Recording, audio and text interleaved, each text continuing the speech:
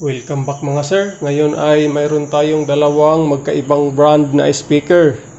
Ang gawin natin ngayon is i-compare natin sila kung alin sa kanila ang mas maganda sa pangbukal, dahil itong mga speaker na ito mga sir is instrumental. So una, dito tayo sa kanilang mga cone.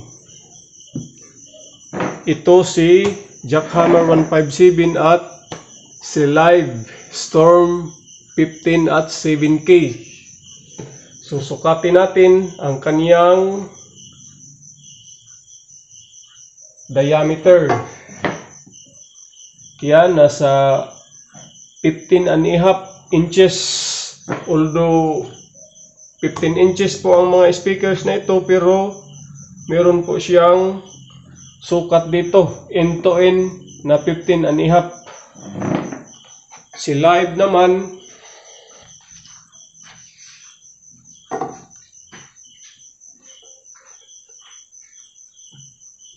is same lang din, 15.5. So dito tayo sa kanilang mga cone. Sa Live po is treated po ang kaniyang cone. Yan, kung nakita nyo is makintab po siya. Tapos dito sa kanyang surround edge is meron po siyang dalawang hams or bukol na parang letter M. So makapal naman ang kanyang cone bukod sa treated po siya. So dito naman sa crown is yan, kulay puti ang kanyang cone. Tapos dito sa kanyang surround edge is meron po siyang tatlong maliliit na curve. Yan, ito po ang magpi-play pag may bass ang frequency na pumasok dito sa speaker. So tatlong maliit po na curve dito sa kanyang gilid. Tapos ang kanyang cone is hindi po treated. Ito ang kanyang dust cap. So dito naman tayo sa kanilang likod. Dahil comparison po ito is, ang objective nito is para sa mga viewers na may balak pang bumili ng katulad nito, at least may idea na sila kung ano ang magandang speaker na para pang bukal or pang mid bass. So dito, ito po si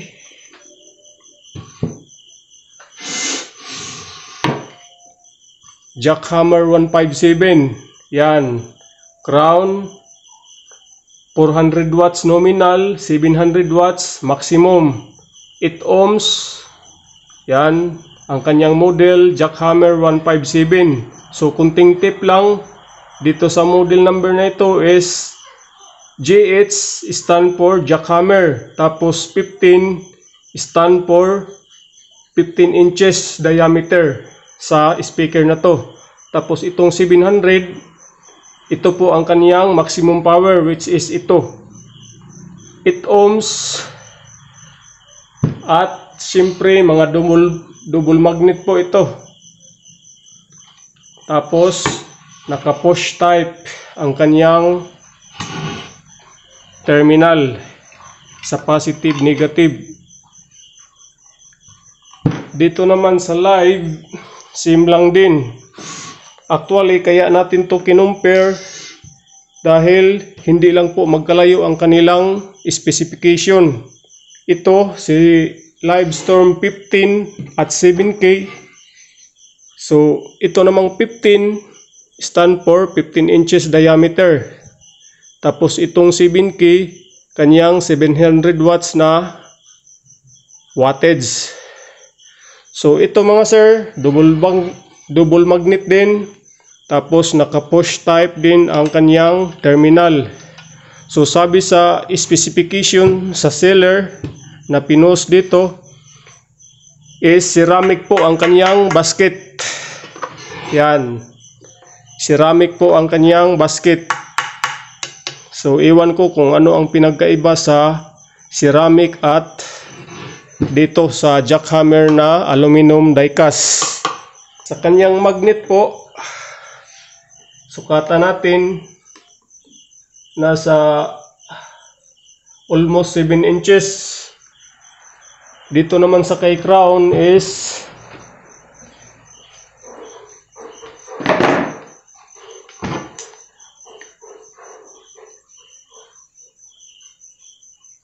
same lang din. Magkatalo lang yan ng 1 cm sa sukod ng kanilang mga magnet. So dito sa crown, meron po siyang screen dito sa gitna.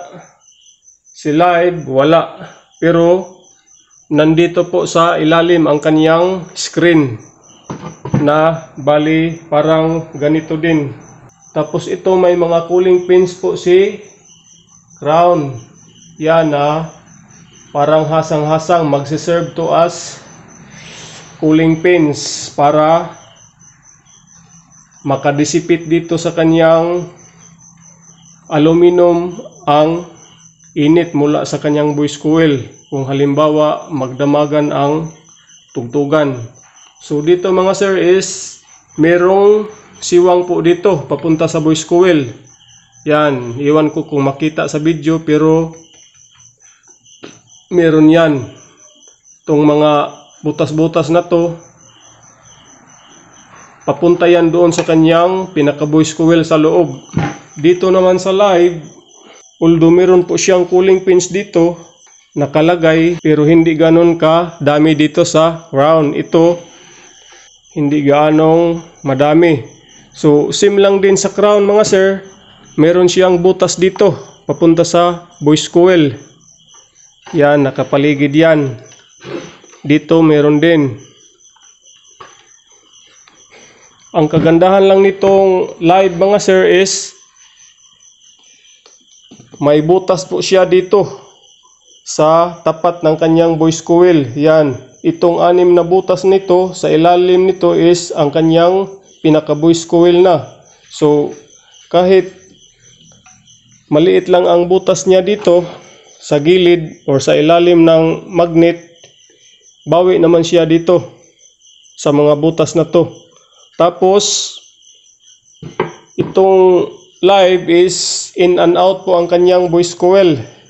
Ibig sabihin, isang layer sa loob ng bobbin, isang layer din sa ibabaw ng bobbin, kaya tinawag itong in and out voice coil. Tapos itong sa crown naman mga sir is although double layer din ang kaniyang voice coil pero nagkapatong po ang kaniyang voice coil. So in other words, hindi po in and out ang kaniyang voice coil. So dito nakalamang si live dahil hindi gaanong mag-iinit ang voice coil kapag in and out, unlike sa mga 2 layers na voice coil na nakapatong. So hindi sisingaw ang init halimbawa pag nilakasan ang tugtugan or nasa magdamaga na tugtugan. So yun lang mga sir. Yan, mamaya testing natin to kung saan sa kanila ang quality na tumunog para sa pang vocal or pang boses natin. Although itong mga speaker na to mga sir is mataas po ang frequency range nito. From ito, kung hindi ako nagkakamali, from 35 Hz to 2 kHz. So ito hindi ko na tandaan kung ano ang kanyang frequency range, pero sa iba ginagamit din itong pangbaho dahil makapal po ang cone sa live. So dito may kunting tip ako sa inyo kahit hindi pa tayo nagtesting, pero before ko ito ginawa ng content is na testing ko na po itong duha. Para lang sa akin is maganda ang crown talaga sa pang-vocal or pang-boses. So ang performance nito is maganda. Crispy po ang kaniyang instrument at ang kaniyang boses ay litaw na litaw. Yan. Dito naman sa live, okay rin naman. Hindi gaanong litaw ang kaniyang vocal at matigas ang kaniyang bass. So mamaya i-actual natin sa testing para makita rin ninyo or madinig ninyo ang kaibahan. Although hindi gaanong mapapansin sa video ang diferensya kapag nasa music na ito sa testing, ang advice ko na sa inyo mga sir is gumamit po kayo ng headset. So yun lang mga sir, babalik ako mamaya para sa ating testing.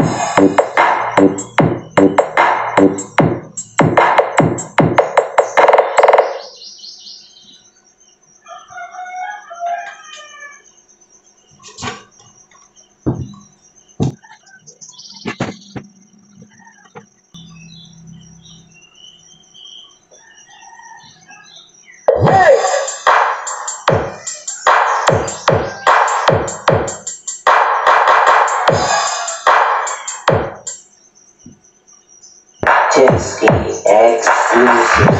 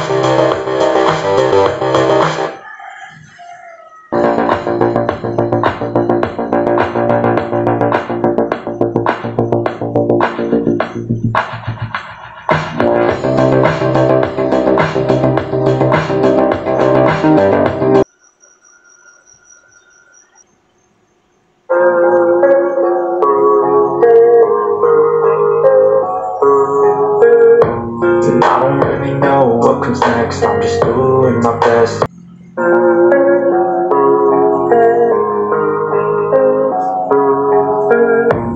I don't really know what comes next, I'm just doing my best.